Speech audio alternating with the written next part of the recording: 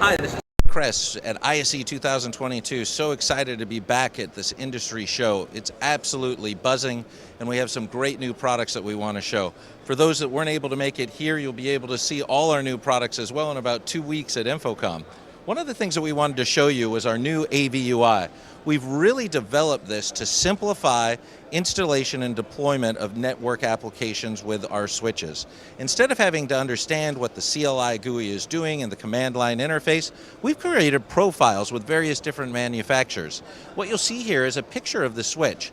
We also allow you to color code it, and you simply click on the port that you want, and then you go down to our pre-done profile templates. So if on a particular port you want to do Crestron NVX, ZV, Aurora, Kramer, you use our video profile here. And on another port you could say that you want to do QSYS audio because you're using a QSYS microphone.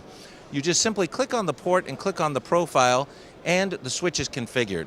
This is the easiest switch to configure. It leads to successful deployments of AV projects, and really it saves you money because you're not rolling a truck constantly dealing with switches that aren't configured correctly. We hope that this really moves the industry forward. We've had some great excitement. This is our M4250 AV UI, and soon it will be coming to our M4300 series of product as well. Once again, thanks for stopping by the NETGEAR booth at ISE 2022.